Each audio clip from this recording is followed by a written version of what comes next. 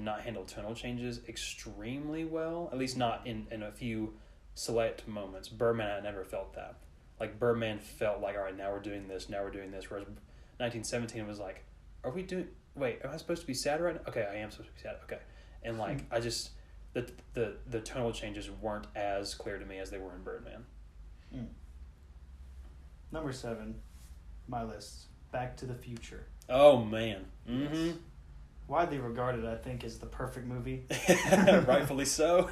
Even though, like, I heard someone else say this, like, Marty McFly does not go through any character development. He's kind of the same throughout the whole story. Like, he doesn't change. He doesn't, wow. He doesn't grow. There's no, like, things happen, but at the end of it, he's still Marty. He's still there's Marty. He hasn't, like, there's nothing. Given how character wired my brain is, I'm surprised I didn't really care. I didn't really notice either. Yeah. But I don't care either because, I mean, it's a great movie. If you don't have fun watching Back to the Future, then you're just a Scrooge, man. Like, you're living life. If you don't like Back to the Future, I'm not trying to dog you here because, like, all film is subjective, but, like, but you're wrong. What's your deal? Honestly, man? what's your beef with Back to the Future? Why don't you like it? And it's hilarious. It is funny. Oh my god. Darth Vader from the planet.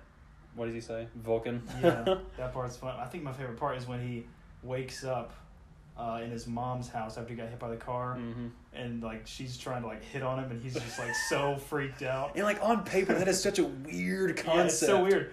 But, like, Michael J. Fox just makes it so funny. And when she grabs his leg under the table and he hops up, I gotta go. It's so funny. Wait, speaking of Back to the Future, if you've heard of it, or if you've never heard of it, there's a series called The Movies That Made Us on Netflix. Season 2 just came out a few weeks ago, and they did a Back to the Future episode. You should go watch that. It's really good.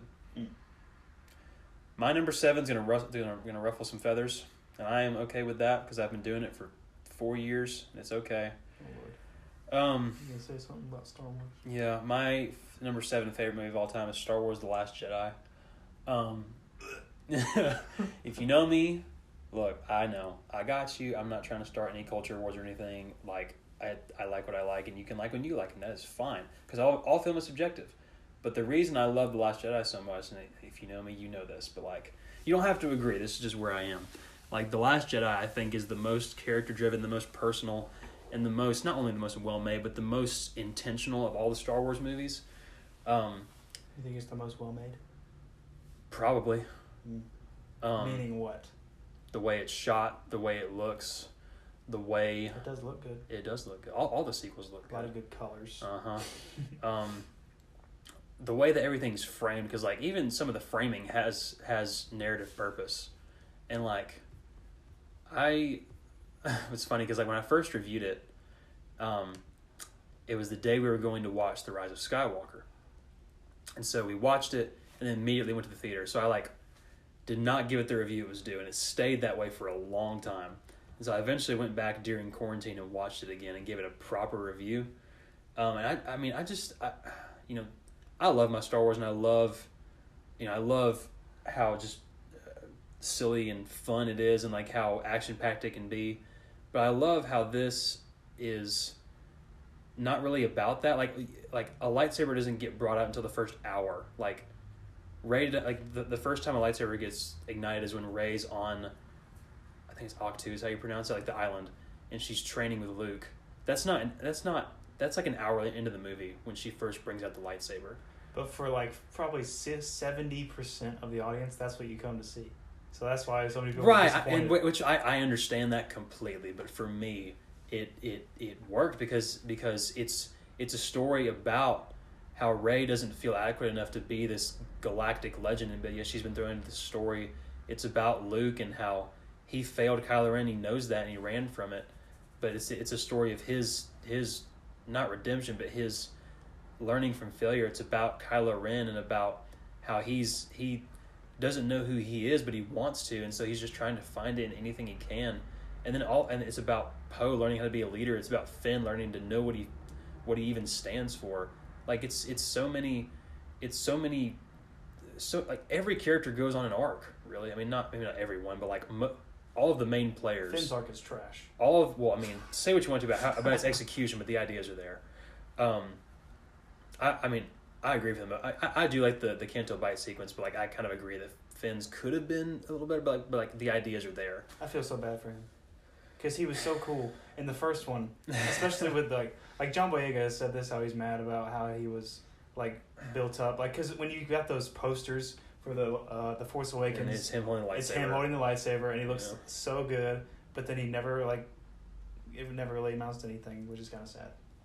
But anyway, I just think that at this point in the game for Star Wars, and this was 2017, so it's been 4 years, but like I mean even now, and never mind, I'm not going to say that. No, you know I'm going to. Like I feel like we're kind of backtracking a little bit with Mandalorian as far as like doing the same thing over and over and over again, but Last Jedi was a new and creative vision, and I felt like the franchise kind of needed that. It still does. How dare you? I'm sorry. How dare you just besmirch the great name of the Mandalorian? Because it's not good. I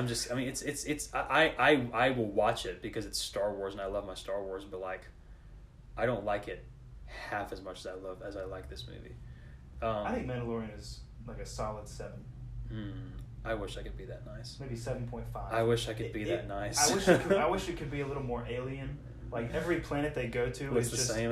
It looks like just somewhere on Earth. It doesn't look like an alien. You know what that is? That's poor set design. But it's all on the volume. And I don't like the volume. But with the volume, you would think they could make it look alien because it's a screen. You can put anything on a screen.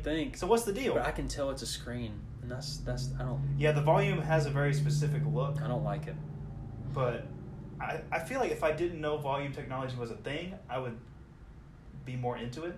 But when I know it's a screen, I can see that it's a screen more. I don't know. I'm sure all the Star Wars fans are like cursing my name right now because I don't love Mandalorian. I'm sorry. But like getting back to Last Jedi, like I wrote in its updated review, like I said, the line I said was, "This film at its core, it's about failure and rising up from it. It's about hope staying alive in the midst of ever-present darkness and oppression, and about becoming the person you were meant to be." And I feel like that's what Star Wars has always been about, at least at the heart of it. But like, it's about family. I mean, it really is. Like, I mean, it's better than Fast and Furious, but like, it's. I mean, you haven't seen Fast and Furious. I've seen one of them. Which one? Number 5, which is widely regarded as the best one from what I heard. Did you like it? I mean, it's fine. I've seen the last. It's Fast and Furious. I've seen the last 20 minutes of the first. It was fine, but like that's what Star Wars has always been about, and like I felt like it did that the best in this movie. Not that the rest of them are bad by any stretch, but like I felt like it did the best at that job in this movie. I just love this movie a lot. I think it's dope as heck. You do not have to agree. You can vehemently disagree, but that's where I'm at. I think it has a lot of good parts. I think the Luke and Yoda conversation, that's like one of the best things in the saga. That's like probably top 3 Star Wars scenes ever. Amen. But I mean, the rest of it's kind of meh to me.